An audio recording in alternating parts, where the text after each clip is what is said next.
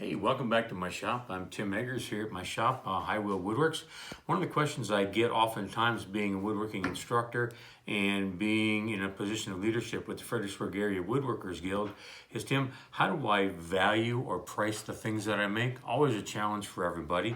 I use a couple basic benchmarks for the pricing of the things that I make, and we're going to use these two pens as an example here.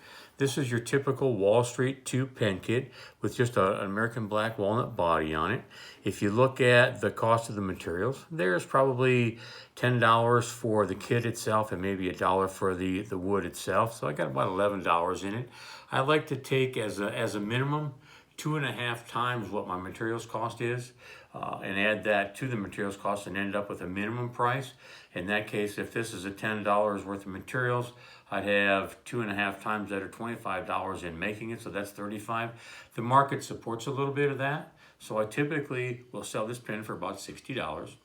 And being long time in marketing sales, there's always the old adage that facts will tell and stories will sell. So let's switch over to this one. This is another pretty interesting pen, the same Wall Street 2 style pen, but look at the body of this. This one is horse chestnut. Comes out of a piece of horse chestnut that looks just like this. There's where the story begins. Quite a number of years ago, a friend of mine here, another artisan in Fredericksburg, got a call and was asked to make a very special presentation piece that was going to be presented to a pretty important person that was coming to the area.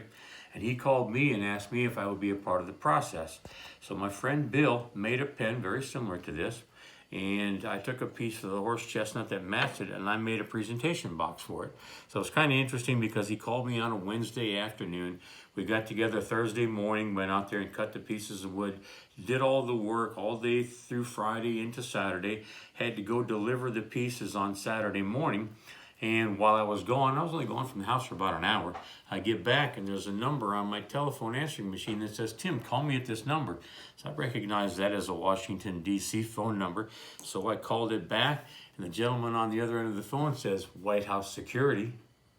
So I'm thinking, what's going on here? I just delivered a pretty important piece, and now I'm getting a call from the White House.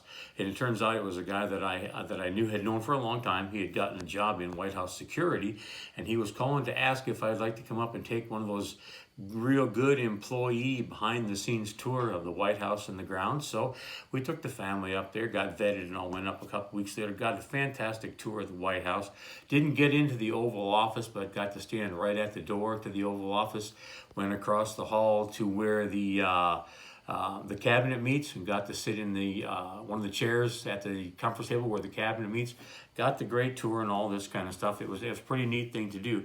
But ultimately where that came from, and the fact that there is no such thing as coincidence, because I'm delivering a piece that's pretty special, pretty important, and an hour later I'm getting a call from the White House.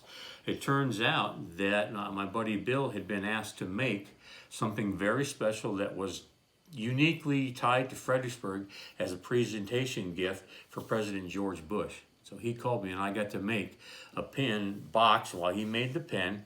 Turns out it was a piece of horse chestnut that Bill had harvested, and there's documentation that this tree was one of 13 original horse chestnut trees that George Washington himself had planted in commemoration of the original 13 colonies.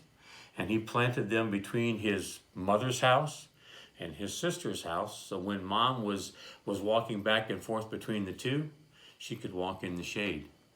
Well, due to the ravages of time, the last of those 13 horse chestnut trees succumbed to the ravages of time, had to come down, and it was harvested, and that's what we made that pen set for.